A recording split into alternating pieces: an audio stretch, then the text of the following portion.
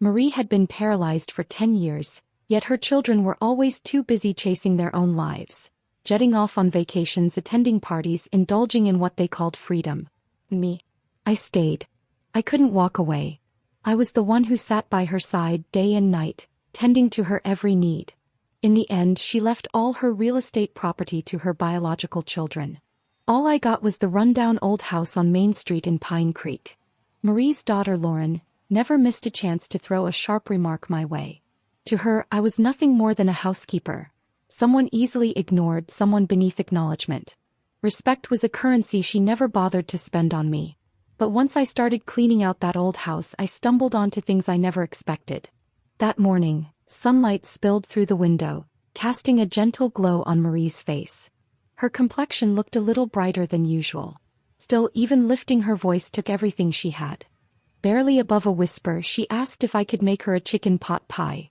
I wiped her face, massaged her limbs, all while she kept her eyes on me, like she had something more she wanted to say, something caught in the space between us. In the kitchen I set to work, rolling dough, seasoning the filling, measuring out everything by feel. But when I glanced back, I noticed her eyes had drifted upward, locked on the ceiling, unmoving. Once the pie had cooled slightly, I cut it into small bites and fed her slowly, one forkful at a time. She chewed slowly, she always did, and it often took her a long while to finish a meal. But today was different. Her appetite surprised me. Usually she barely made it through a few bites, but today she finished the whole plate and even asked for some warm broth. She sipped it in small intervals, quiet but present. "You've got quite the appetite today," I said with a soft chuckle, half to her, half to myself. Somehow that moment gave me a strange sense of comfort. But at 1:52 in the morning I woke up and noticed something off. Her hand was cold. Panicked, I leaned in to check her breathing, but there was nothing. Nothing but the echo of silence. I had no choice but to let go, my heart tearing open as I whispered through a tightening throat, "Marie? Mom." She was gone, just hours after finishing her favorite chicken pot pie. At 9 o'clock in the morning, Lauren stormed in. The moment she walked through the door, she snapped at me, "What did you do? What did you feed my mom?" For a second I nearly lost it. "You think I did something to her? After all these years, when have you ever truly cared about her? While you were off enjoying your life, I was the one by her side for 10 straight years. And now you show up just to accuse me." My voice was shaking with anger, rising sharper with every word. Lauren shot back coldly, "If you didn't have some ulterior motive, why would you stay all these years?" I stood still, staring at her in silence, my eyes locked on hers. Something in my gaze must have unsettled her because she quickly shut up. Her husband reached out and grabbed her arm, clearly trying to defuse the tension. He turned to me and said, "Kylie, if you have even a shred of decency, just keep your mouth shut and make sure Marie gets a proper funeral." The moment the funeral ended, they started fighting over the inheritance. It was chaos. Loud voices, bitter arguments, no trace of grief left in the room. They divided up multiple houses. Each of them got one in that row of connected properties, and they split the remaining $50,000 in savings right down the middle. Sometimes the coldness of human nature cuts deeper than a winter wind. Marie had endured a hard life, raising 3 children on her own. Her husband died in an accident when he was just 41. And she struggled to provide for her family on a modest corn farm out in the suburbs, managing dozens of acres by herself. 10 years ago, a stroke left her paralyzed. By then, my husband Chad had already walked out on us and vanished without a trace. Back then, Lauren and her brother Brad were still underage. As Chad's wife, I didn't hesitate. I stepped in to care for his mother. I took on everything. And when they finally grew up and started their own lives, they just dumped all responsibility on me and never looked back. Of course I've had moments of resentment. She was their mother after all. How could they be so detached? Their indifference chilled me to the bone. I swore to myself I'd keep going if only to prove them wrong. But now, seeing them tear each other apart over money, not one of them offering me a single word of thanks after a decade of care, I felt like a complete joke. 10 years of devotion and still I couldn't measure up to her biological children. The bitterness burned in my chest, impossible to shake. But I didn't want to become someone petty or ungrateful, because Marie truly had a kind heart. From the moment I married Chad, Marie treated me like her own daughter. Every time I came home, she'd already have dinner prepared, even the fruit washed and neatly arranged on the kitchen counter. She was calm, gentle, never impatient. Even when I lost my temper and snapped at her, she'd quietly set a full meal on the table, using tenderness and patience to soothe my worst moods. Her grace often surpassed that of my own mother. During the holidays, she'd slip a little cash into my hand saying, "Go buy yourself something nice." She never let me do any hard work. She'd always say, "I'll take care of it." She never pressured me about children either. She'd laugh and say, "Don't be silly. Raising kids isn't every woman's duty. You're still young, enjoy your life. Don't end up like me, giving everything and having nothing left." Back then, I didn't think much of her words. But now I understand she just wanted me to live a little lighter. Kindness has its reward. As long as I can answer to my own conscience, nothing else really matters anymore. The next morning, I sat up in bed just like I always did, only to realize after a moment's pause that the house no longer held Marie's breath. Before I could dwell on the silence, a knock came at the door. I barely had time to react when a familiar voice called out from outside. "Kylie, you should really think about selling the house Mom left you. I found a buyer. They're offering a generous price. They're planning to renovate the whole place. Come on, Kylie, this house is old and falling apart. It's not safe for you to stay here alone. Why not move out and take the money while you can?" It was Brad, Marie's youngest son, the one who rarely made his presence known. I didn't even bother turning to look at him. "I'm not selling," I said flatly. "Now please leave." "Kylie, I'm just trying to help. There's a solid offer on the table. Lauren already sold her place next door. She's smarter than you, clearly. She's already pocketed the money while you're still clinging to this old dump. Think it over. Deals like this don't come around often. You'll regret it if you miss out." He didn't even finish his speech before walking off, acting like the house was his to sell. A few days later, the noise started.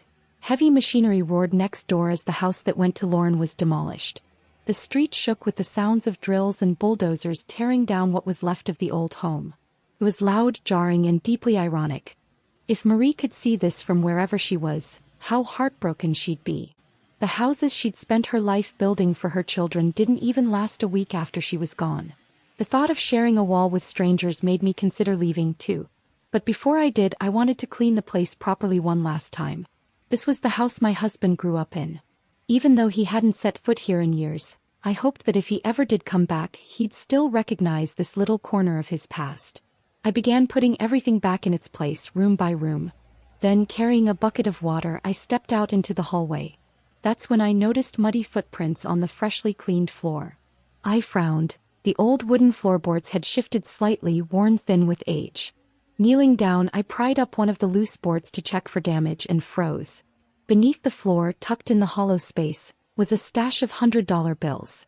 My hands trembled as I lowered the board back down, heart racing with disbelief. What was this? Where had the money come from? Did Marie leave it? How had she come by so much cash? And why hide it here? I locked the door behind me and returned to the spot. Carefully, I opened the compartment again and began collecting the bills, stacking them into a black trash bag. The money was perfectly bundled, layer after layer. It took me 2 full hours to count it all. $300,000. $300,000 in cash. As I reached to close the floorboards again, I noticed a yellow envelope at the bottom. Inside was a small, crumpled note, written in Marie's shaky handwriting. "Dear Kylie, this money is for you. Stop waiting for Chad, he's not worth it. Live your life, sweetheart. I've always thought of you, always wished the best for you." My hands trembled as I held the note. My throat tightened and I couldn't find a single word to say. It was in that moment, the moment I truly accepted that Marie was gone, that the string I'd kept taut inside me for 10 long years finally snapped.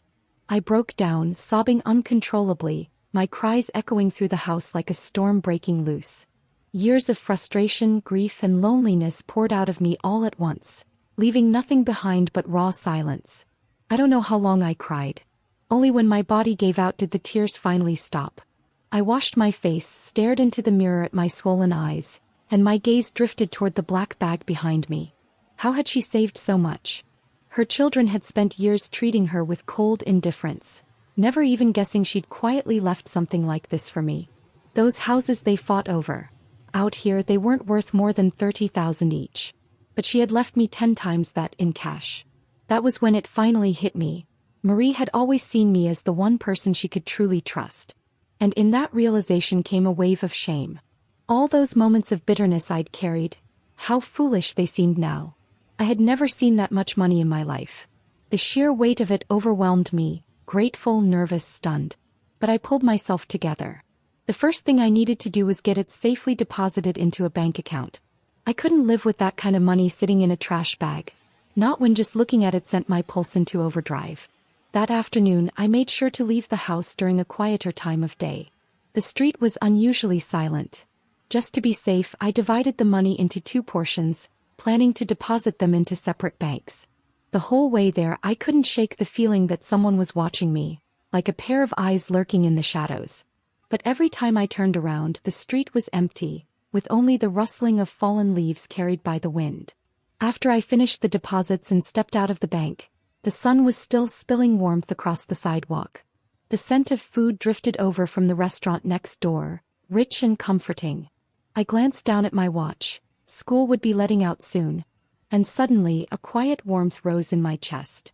After Chad and I got married, we had a son. Ever since he started school, it was my parents who helped with pick-up and drop-off, bringing him home to their place in the evenings. All these years, they'd quietly carried the weight of motherhood on my behalf. They're not young anymore, yet they've never once complained. They understood the burdens I was carrying and never asked for anything in return, just stood by me silently, steadily. Now that Marie was gone, I no longer had to run myself ragged between housework and caregiving. At last, I could finally be a mother in the truest sense. I picked up my phone and dialed. "Mom, don't cook tonight. You and Dad pick up Ethan and meet me at Gloucester's restaurant. Dinner's on me." I could hear the shift in her voice right away, lighter, almost cheerful. When I saw them walk into the restaurant, I waved with a smile I hadn't worn in a long time. They smiled back and headed over, faces lit up with warmth. For a moment, it felt like stepping back in time years ago when the 3 of us would go out for meals like this, hearts full and days simpler. I steadied my expression, not wanting them to see what I was feeling inside. I hugged my parents tightly, maybe a little too tightly. Ethan squirmed beside me. "Mom, you're squeezing too hard. I can't breathe." I burst out laughing. "Come on, sit down, the food's almost here." Looking at their familiar faces, a wave of tenderness washed over me. Time really does slip through your fingers. The roast chicken and creamy mushroom soup I'd ordered ahead had just been brought to the table. I handed my parents the menu and urged them to choose a few more dishes they liked. But as always, they waved me off. "This is plenty," they said. "We'll never finish more than this. No need to waste." I tried reassuring them that money wasn't an issue now, but they still refused to order anything extra. No matter how I pressed, they remained as modest and frugal as ever. And in that moment I realized, true comfort and happiness often come wrapped in the quiet simplicity of a shared meal. Dinner lasted nearly an hour and a half. The restaurant lights were warm and inviting, casting a soft glow over our table, while outside the sky had quietly slipped into dusk. I stood up to head to the restroom before we left, but as I turned the corner in the hallway, a voice stopped me cold. "They're sitting there eating and laughing like one big happy family. Just thinking about them spending our money makes me want to walk in there and snatch that bag myself." That voice, I knew it instantly. Tessa, Brad's wife. And one big happy family? He was talking about us. A chill swept through me. That gnawing feeling I'd had all afternoon, the sense of being watched, now had a name and a face. It had been her all along. Tessa and Brad had only been married 6 months, and yet both had already quit their jobs. They were obsessed with get-rich-quick schemes. A few years ago, Tessa made a little money selling insurance, but she hated the grind of actual work. Eventually, she gave up on stability altogether. Brad was even worse. He had a gambling problem. The minute money touched his hands, he was off to a poker table, losing every last dollar without a second thought. Tessa had gotten pregnant not long ago, just 2 months in, but between her erratic lifestyle and unhealthy habits, the pregnancy didn't last. "You know your mother was unbelievably biased," I heard her spit out, seething with resentment. "You're her son and all she left you was that old dump. But the big money? She gave it to that outsider. Chad's probably dead somewhere, and if Kylie remarries, that cash is gone. Just hand it over to some stranger. You need to figure out a way to get that money back, maybe try with Ethan if you know what I'm talking about." she pressed, her voice sharp and insistent. You've lost your mind, Brad replied. That's my nephew. We can't do anything that would hurt him. So you're just going to sit back and watch Kylie burn through all your mother's money? There was a pause. Then Brad said, Fine. You keep an eye on the street. I'll stick close to them in here. Don't let the chance slip. By then my palms were damp with sweat. I pulled out my phone and quietly hit the record button, capturing every word. Then I turned on my heel and hurried back to the table. Mom, Dad, I said gently, why don't you two head home a little early? I'll call a car for you. Ethan and I have something we need to take care of. I kept my tone calm, trying not to let the adrenaline show. As soon as I saw my parents off, I stepped outside, found a quiet corner and called the police. I held Ethan's hand as we left the restaurant, walking down a dim alleyway that led to a side street. It was a quieter route to the nearest police station. The area was nearly deserted, but there was a small convenience store near the exit, a place run by an old friend we'd known for years. If anything went wrong, I hoped he could help. The streetlights behind us grew dimmer as we moved deeper into the alley. I pulled Ethan close, hurrying our pace, but the unease in my chest refused to settle. Every step felt like walking on thin ice. Mom, it's really dark. Did we take the wrong way? Ethan whispered, his voice laced with worry. It's okay, sweetheart. The exit's just ahead. We're almost there, I said, trying to sound calm. That's when I caught movement out of the corner of my eye. Brad. He was at the end of the alley, pretending to tie his shoelaces, but it was far too deliberate. I knew instantly he'd been waiting for us. I stopped in my tracks and instinctively stepped in front of Ethan, shielding him. Moments later, Tessa emerged from the opposite side, creeping in with a cold glint in her eyes. Kylie, she said with a mocking edge, leaving so soon? We weren't finished talking.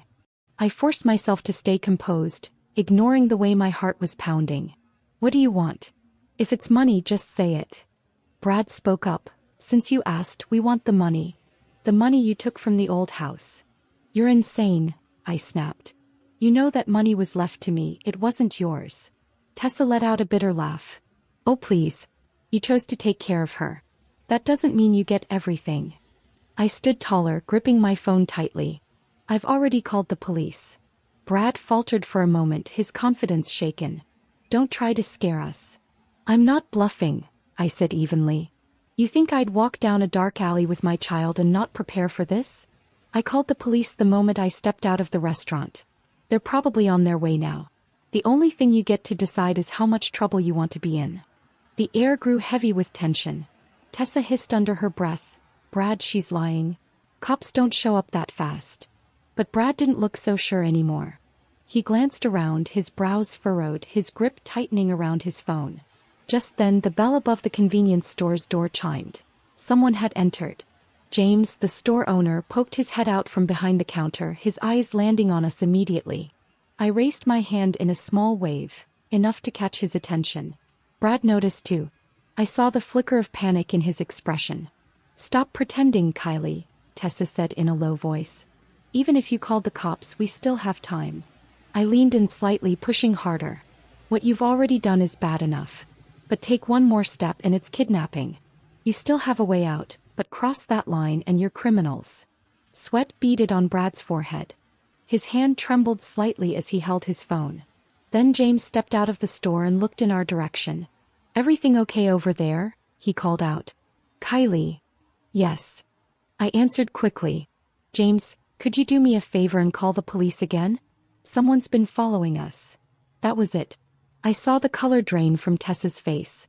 Damn it, she really called someone, she hissed, grabbing Brad by the arm. Let's go. But Brad didn't move right away. He stared at me, a storm of uncertainty in his eyes, as if he was still deciding whether to take one last chance. Brad, I said quietly, if there's even a shred of decency left in you, don't make this worse. He hesitated for a second longer, then suddenly turned and bolted, with Tessa right behind him, disappearing down the opposite end of the alley. That's when the sound of sirens filled the air, growing louder by the second. 10 minutes later, the police arrived. James gave a full statement and I handed over the audio recording I'd taken earlier, detailing everything. Tessa's stalking, their conversation in the hallway, the threats. They hadn't physically attacked us, but the intimidation and pursuit were enough. The police took it seriously, launching an investigation and beginning the process to summon both of them in for questioning. "We'll file a report," one of the female officers told me. "I strongly recommend applying for a temporary protective order." I nodded. "All I want is for them to stay away from me and my son." Ethan stood beside me the whole time, his small hand gripping mine tightly. He hadn't said a word, but I could feel the slight tremble in his fingers. I gave his hand a gentle squeeze. "It's okay now, sweetheart. Mom's here." That night, after we got home, Ethan fell asleep in my arms. I brushed a hand through his hair and listened to his soft, steady breathing. For the first time in a long while, I felt at peace. And that's when it truly hit me: this home doesn't need anyone else to hold it together. I am this family's foundation now. Early the next morning, I opened the window and heard whispers drifting in from just beyond the yard.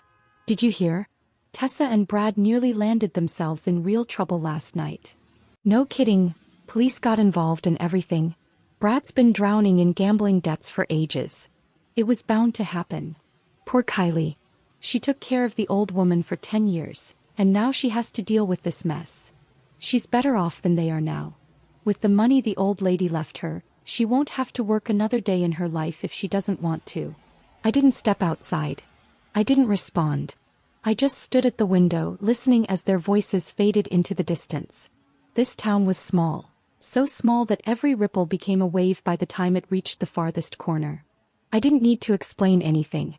I didn't need to say a word. Sooner or later, everyone would know the truth. Brad and Tessa had become the laughingstock of the entire town. And at the same time, they were facing the biggest mess of their lives.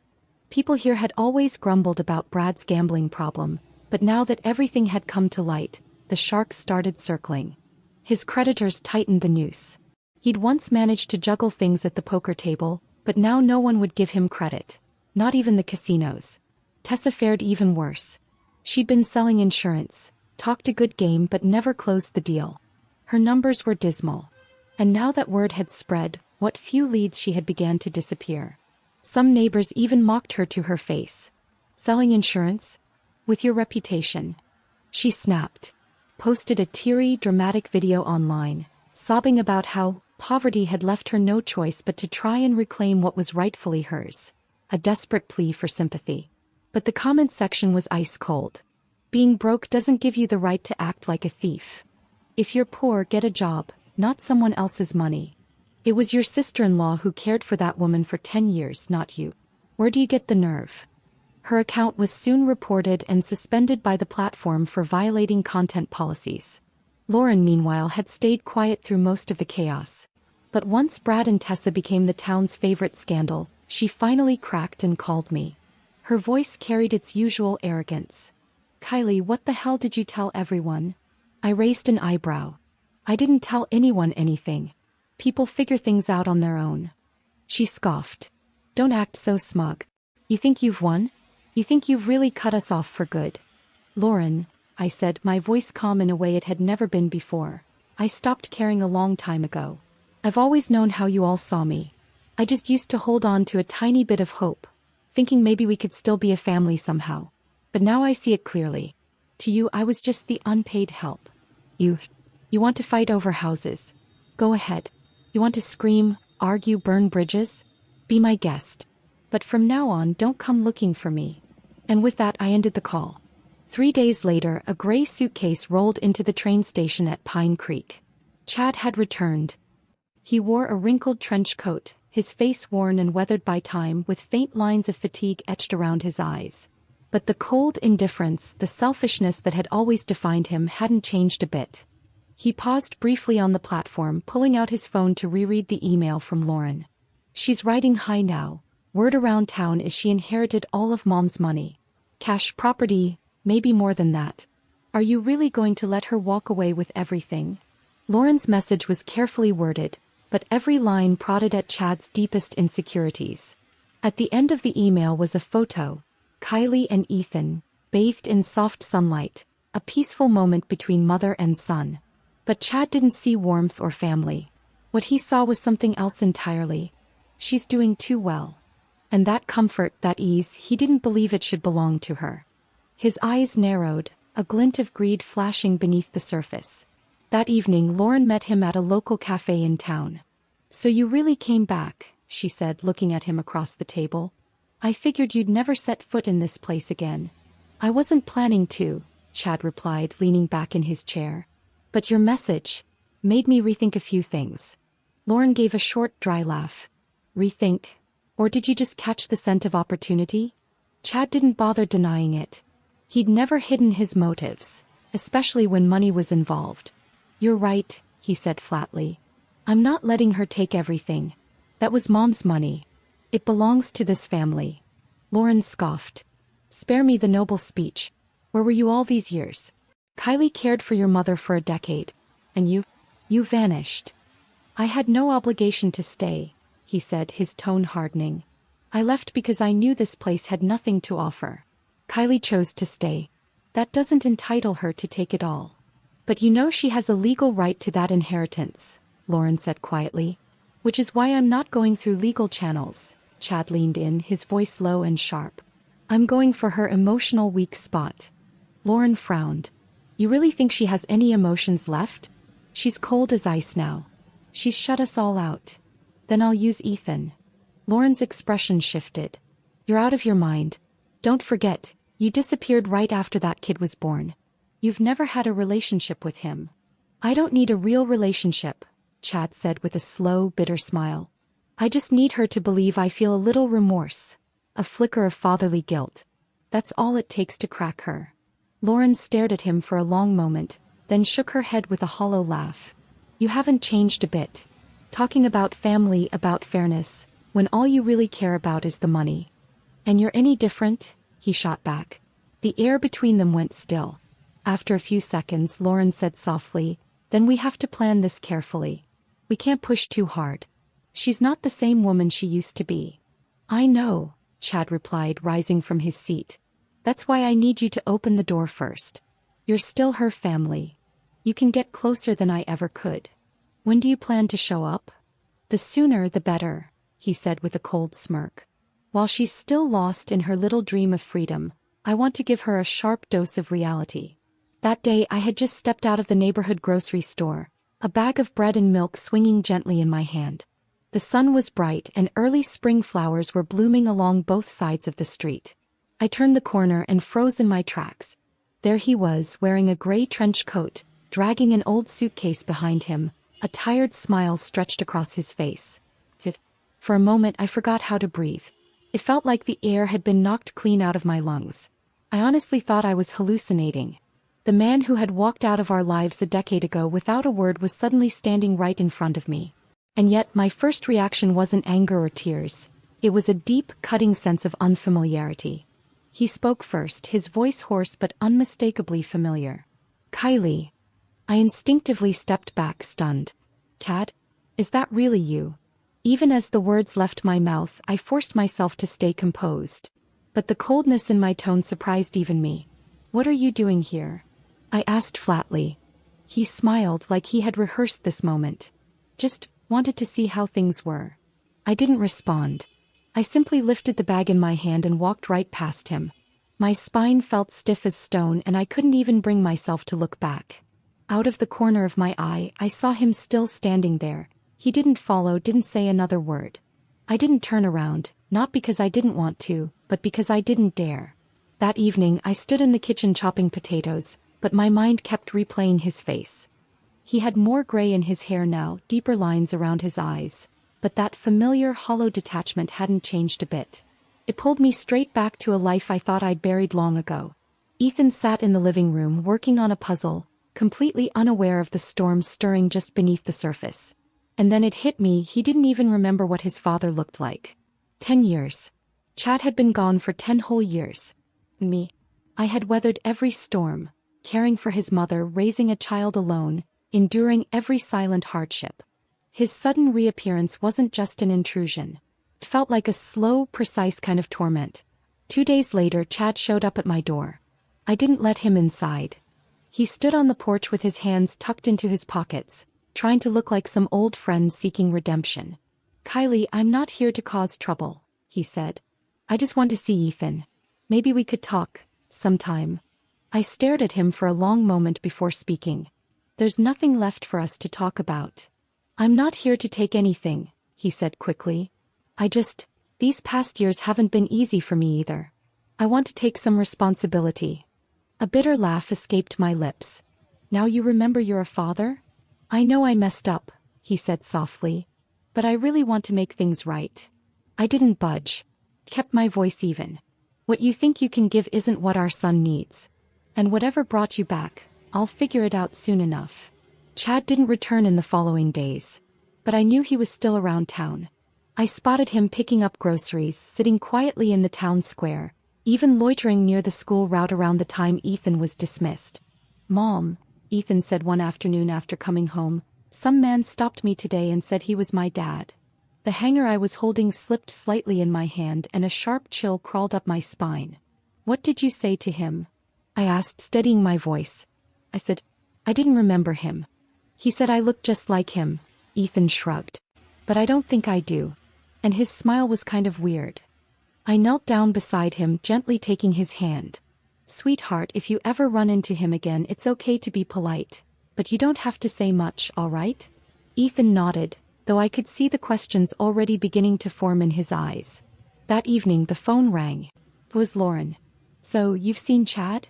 Her tone was casual, like she was asking about a neighbor moving away. You knew he was coming back, didn't you?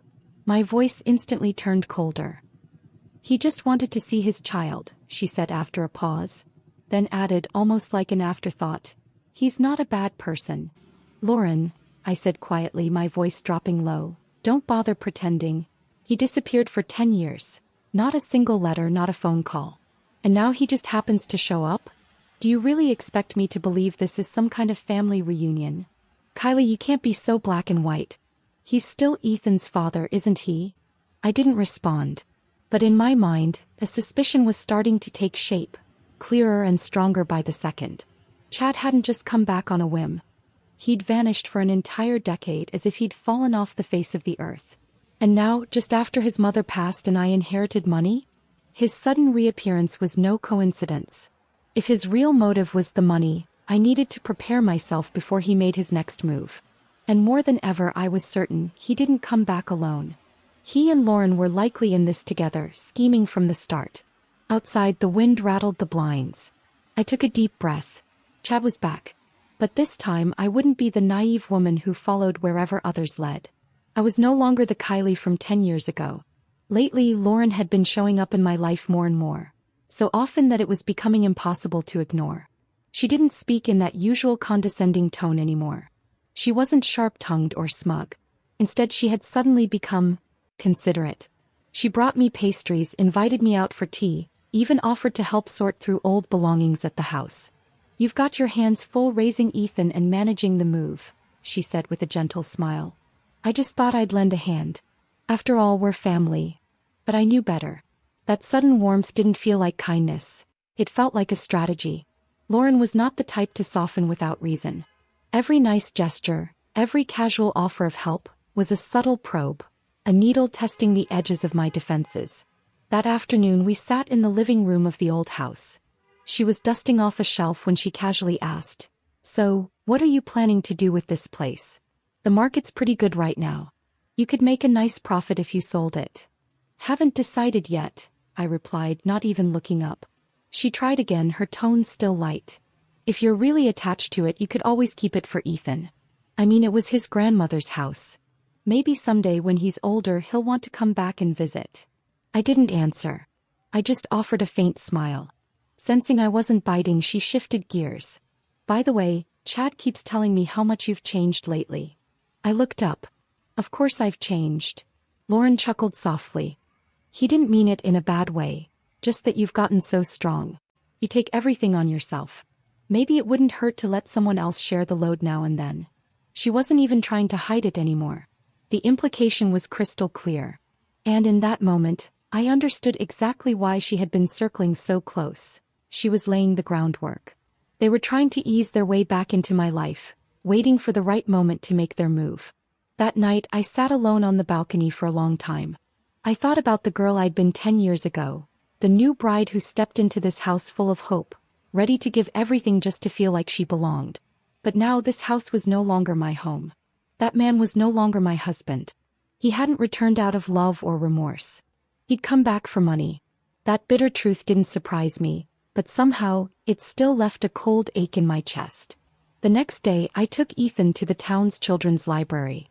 We sat in the reading area and he quietly flipped through a picture book about galaxies and space. I watched him from beside the shelf, taking in the calm, focused look on his little face. "Mom," he suddenly turned to me, "do you think that man really wants to spend time with me?" I paused, caught off guard. "He keeps asking me what I like, what I want," Ethan said seriously, "but he never asks how my day was." My eyes stung. "Sweetheart, do you like him?" I asked softly. He shook his head and turned back to his book. And in that moment I understood he may still be young, but he could feel it. He could tell who genuinely loved him and who didn't. Later that afternoon, back at home, I pulled out the paperwork Marie had left me. Inheritance documents, bank records, trust fund proposals, financial planning notes. I reviewed every detail and backed everything up.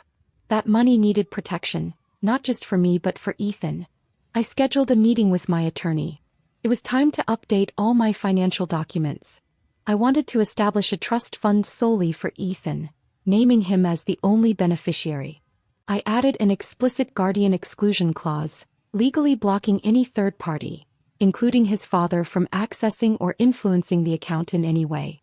I wasn't going to wait for Chad to make his move. I'd already made mine. Until everything came to light, I had no intention of confronting them directly. I would keep living, keep smiling, even keep entertaining Lauren's kindness and Chad's remorse. What they didn't know was, I wasn't following their script anymore. Every move they made, I was already 3 steps ahead. I would wait, calmly, patiently, until the mask finally slipped. The late spring breeze had begun to carry a restless heat, and I could sense Chad growing more impatient by the day. For weeks he had kept up the act, controlled, polite, even helpful. He'd show up along Ethan's route from school, bring me a cup of coffee now and then, play the role of the well-meaning ex at community events. It was seamless, like he truly wanted to be part of his son's life. But I knew better. This was all set up. He was waiting for me to lower my guard, to let him in, to eventually open the door to that money. What he didn't know was the door had already been sealed shut. That day I received a call from the bank. "Hello, Ms. Kylie Jones.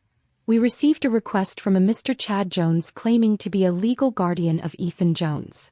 He's requested access to the trust fund details and submitted an application to initiate a withdrawal." My knuckles turned white around the phone. "No one is authorized to access that account," I said calmly.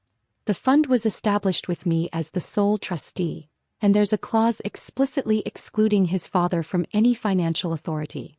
There was a brief pause before the voice on the other end replied, now firm and formal. "Understood. We've reviewed the documents. Everything is in order. Rest assured, all control remains in your hands."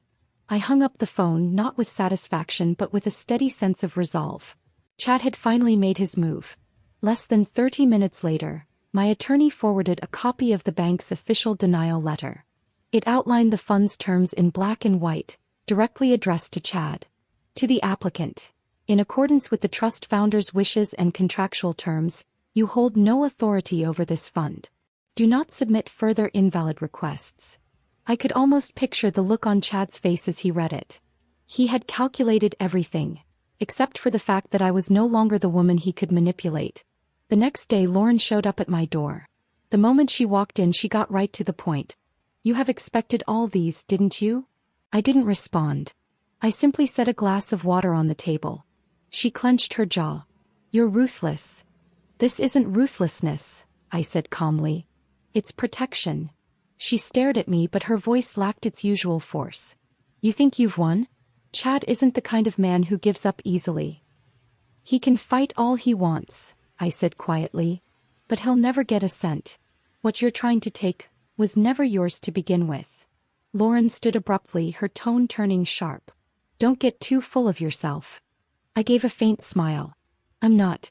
You were the ones who thought this would be easy." She slammed the door behind her, leaving a trace of bitterness and frustration in the air. A few days later I saw Chad outside the grocery store. He looked like he'd aged 10 years. his face drawn, his eyes clouded with fatigue and defeat. The man who once walked out of our home with his chest puffed and confidence oozing from every word now looked like a worn-out shadow of himself. He spotted me and took a tentative step forward, then stopped, unsure. I stood still, watching him calmly. "You won, Kylie," he said quietly, his voice rough, his throat tightening around the words. "No," I replied evenly. "You were just too greedy. This was never a competition. You've simply never understood that some things can't be taken by force or manipulation." His gaze dropped to the ground. It took him a moment to speak again. I thought, maybe I could still hold on to something. "You once had a whole family," I said softly. "You were the one who walked away. If you have nothing now, it's because you chose that." Chad didn't argue. He didn't beg, didn't plead. The fight had drained out of him. He stayed in town a few more days, then quietly packed his things and left. No grand goodbye, no drama. Just disappeared the same way he did all those years ago. Lauren never showed up again. The two who had once tried so hard to unravel my life were finally gone. For good. A few days later, I started getting involved in community activities. For so many years, I had handled everything on my own. Quiet, invisible, keeping my head down. But now I was stepping out, not to please anyone, but because I had finally realized I had every right to choose the life I wanted. The local library was looking for volunteers. I signed up. The neighborhood association needed help with event planning. I showed up to arrange tables and hang decorations. The Children's Art Center asked for parent helpers. I became one of the regulars. "You're always so thoughtful," Susan, one of the organizers, said warmly. "With you around, everything just runs smoother." I smiled lightly. Maybe I'm just used to taking care of people. But what Susan didn't see was that this time, my smile felt lighter than it had in years. Ethan, too, had started to adjust to this new chapter. His emotions had settled. He seemed more at ease, more open. Every afternoon after school he'd come home bubbling with stories. Who said what in class, what game they played at recess. Last week he brought home a certificate for excellence on a math quiz. I hung it proudly on the refrigerator door and found myself glancing at it every time I passed by. In the evenings he would sit quietly at the desk doing homework while I worked beside him, going over notes for a project I'd been thinking about for months. I wanted to open a small home-based consulting service. Something that used the caregiving skills I'd spent years building. A place where women like me, overwhelmed and forgotten, could come for guidance, support, and maybe just a listening ear. It wasn't just about making money.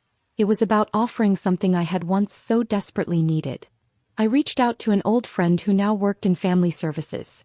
She was leading a community program focused on rebuilding broken family relationships.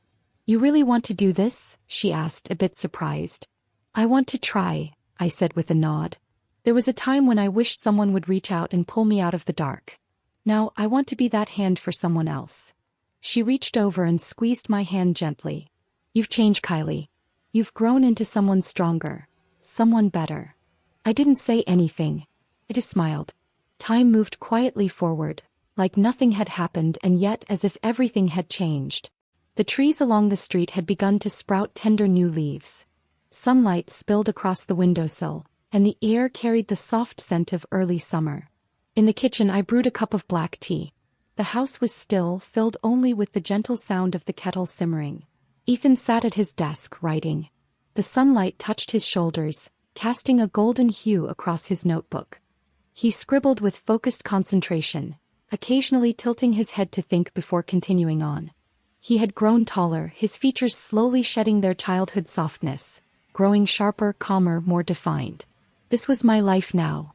Simple, quiet, free of unnecessary people and free of unnecessary emotions. That afternoon Ethan and I took a walk through the community garden. He held my hand tightly, chattering all the way about the new art class at school, telling me how he had drawn a huge tree with a little bird's nest made from cut paper. "Mom, did you like drawing when you were little?" "I did," I said with a smile. "But I wasn't very good at it." "I bet your drawings were way better than mine," he said earnestly. I knelt down and hugged him. "But your tree is the best I've ever seen." He laughed, light and bright, then tugged me along as we kept walking. Sunlight filtered through the branches, scattering across the path in soft, flickering patterns. My steps were steady, unhurried, just like life itself now. No longer rushed. No longer lost. That evening we cooked dinner together in the kitchen. He washed the vegetables while I stood at the stove. On the table sat his drawing of the big tree, which I'd pinned to the refrigerator with a magnet. When you grow up, this drawing will still be here. Really? Really? It'll remind me there was once a little boy in this kitchen, washing vegetables, laughing, telling stories. His eyes sparkled and then he said, "Mom, when I grow up, I'll protect you, just like you protect me now." My heart caught for a moment. My hands paused over the skillet. Then I smiled and nodded. "Deal. We have a promise." Late at night, the house fell into a gentle hush. I sat alone on the balcony, the tea in my hand long gone cold. The street lights glowed softly in the distance, and now and then, a night bird called out in the dark. I closed my eyes and thought of every step I had taken to get here. The pain, the struggle, the lonely days I had carried all by myself, now softened like ripples on the surface of water, slowly smoothed by time. I no longer needed anyone's validation. I no longer needed anyone's apology. I had learned how to tuck the pain away in the quiet corners of my memory and still move forward, still live my life. From inside, I could hear Ethan's gentle breathing. It was the most comforting sound in my world. And in a quiet whisper meant only for myself, I said, "I'm home. Truly home, in my own life." The night breeze lifted the curtains. I rose slowly and closed the window. Behind me was a house that finally, fully belonged to me.